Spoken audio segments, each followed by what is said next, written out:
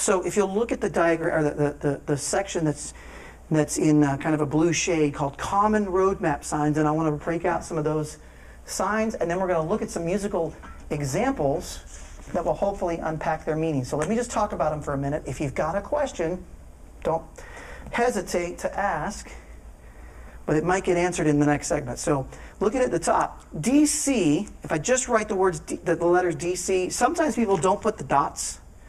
Sometimes they just write DC, but it's an abbreviation for da capo, which is an Italian word that means the head, or some musicians will say the edge. Whenever you get to that marking that says DC, you just immediately jump back to the beginning of the piece and keep going.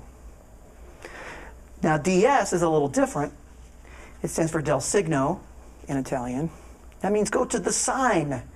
So let's say if the beginning of the piece is going to be measure 1, and we go to measure 15 and it says a DC, well then we want to go back to measure 1. But let's say we've got the sign stuck at measure 4. We go measure 1, 2, 3, 4, 5, 6, 7, 8, 9, 10, 11, 12, 13, 14. We get to measure 15 and it says DS. Then we go back to the sign that's at 4. We don't go back to the beginning. Beginning would be DC. DS means go back to the sign in our little example I just created. It's going back to measure 4 and then go on. One of the tricks here is that if you get to the DC or the DS a second time, you ignore it. One of the rules is when you do the first time you get to the DC, you go to the top, or the first time you get to the DS, you go to the sign. If you arrive at that point a second time, you ignore it. It only counts one time, the DC, unless otherwise stated.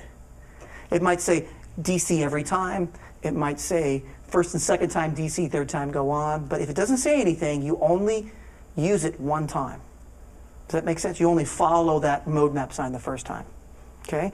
The next one down is the actual sign. Kind of looks a little dollar sign-ish for all you foreign students. Well, everybody knows what a dollar sign is, right? Because America's the best country ever. Just kidding, my Polish friend Jonasz. I know you're mad because I said that. Don't get on my case.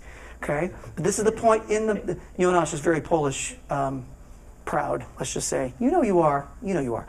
Okay, so DS, going to the sign, that's what the sign looks like, kind of like a US dollar symbol. It's Italian, though. It's not an Americentric thing.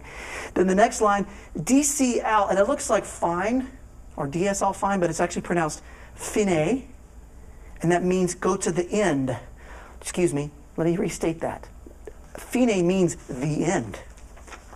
Okay, so DC al fine means go to the top, and then when you get to a fine marking, end, and just stop. That means it's the end. In other words, it might be a situation where you want to end the piece of music sort of in the middle of where you've written.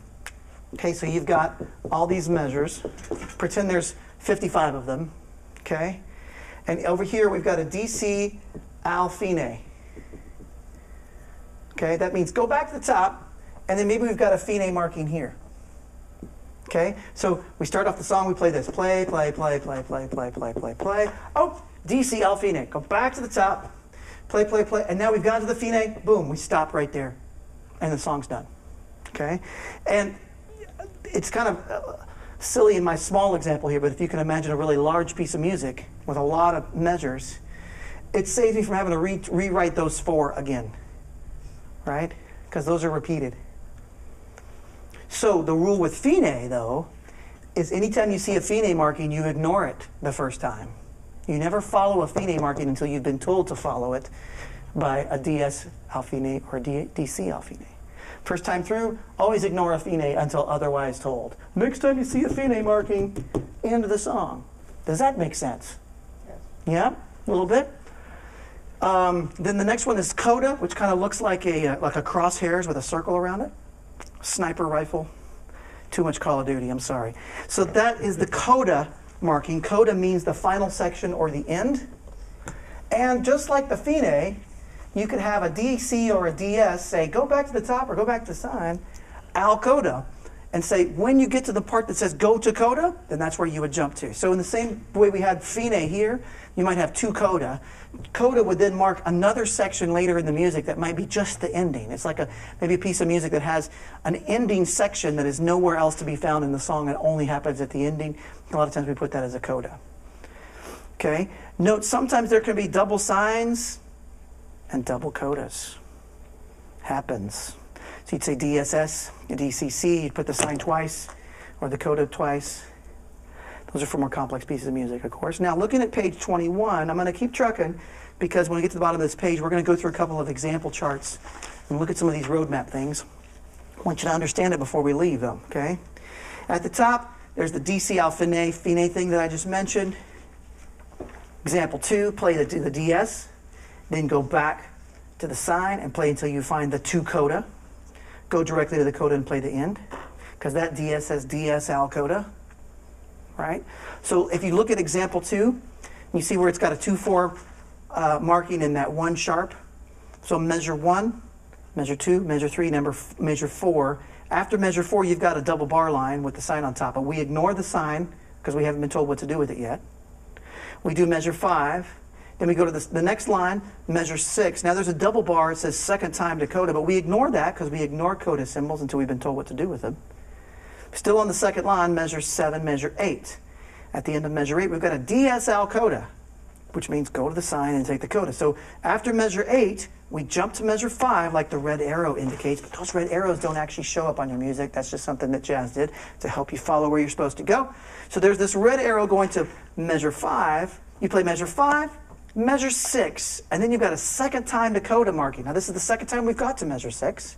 So that means we're going to take the coda. We're going to jump down to measure 9, which is on that third line, and play out to the end. Now, if what I just said didn't make sense, look at it a second time, rewind the video, walk it through me one more time. If after then it doesn't make sense, ask a question on the Google community. Cool? Now, one last thing, slash and rhythmic notation.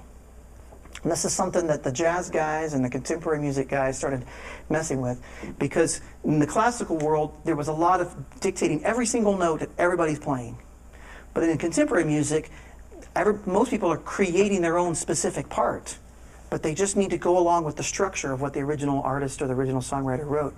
And so maybe we all need to know the harmonic structure of the chords, how long the chords last, and so forth. And let's say you've got a song that where it's the same chord for a long period of time. Well, maybe I've got a song where I want to go.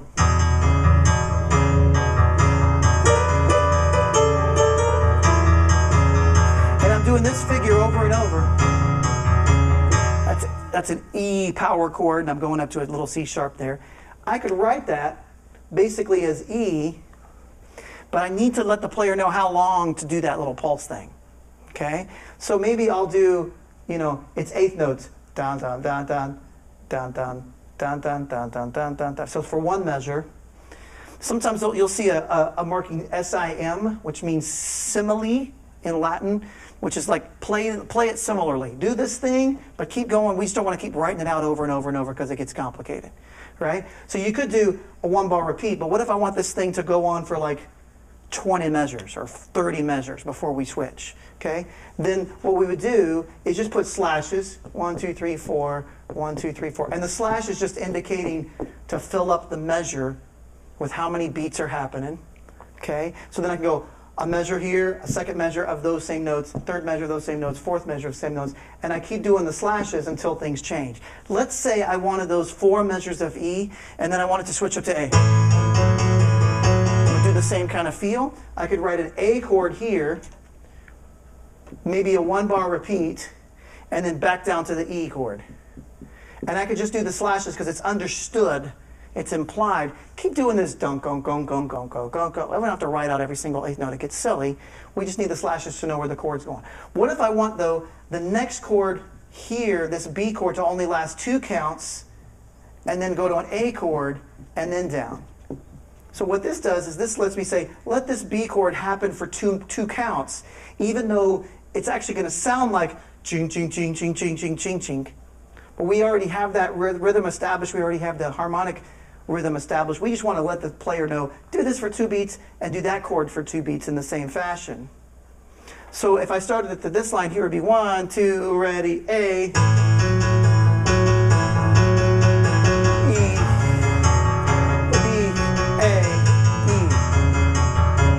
The B lasted for 2 counts and the A lasted for 2 counts. Does that sort of make sense? Slash notation. It's just saying, don't not play. We definitely want you to play. Just keep playing and keep grooving in the same vibe that you have been. And this will tell us how often the chords happen. But what if I need a little bit of a different kind of rhythm that's not sliced up into the slashes or obvious? Like in this case, I've got these little eighth note rhythms. In this case, I'm kind of using this rhythmic notation thing that you see there in the right-hand column, where I'm not saying play those notes. I don't even have a staff. I'm not saying play these exact notes. I'm saying use this rhythm. Okay? So if you remember earlier, when we were doing a little rhythmic notation vibe in the review, I had a half note tied to a dot and quarter. And so this became 3.5. Remember that example? 1, 2, plus 3, and the dot gives me another half. So that's 3.5. So for 4 total beats, I need another half of a beat to make this work. And so let me put an eighth note here at the end and tie it over. And so maybe I want now a different chord to hit that pulse. I just used rhythmic notation. I didn't say an exact pitch on the staff. I just wrote the rhythm out with the chord so we know how long they last. So if I slow it down, I'm going to change the style. And I'm going to play from here, from this A. I'm going to do this so you guys can see. So 1, 2, ready, go. A, C, repeat. Here's E, 2, and here's the B, 2, 3, 4, and 2, 3, 4. Does that make sense? I put the, except I don't want to do that. I don't want to go to an E.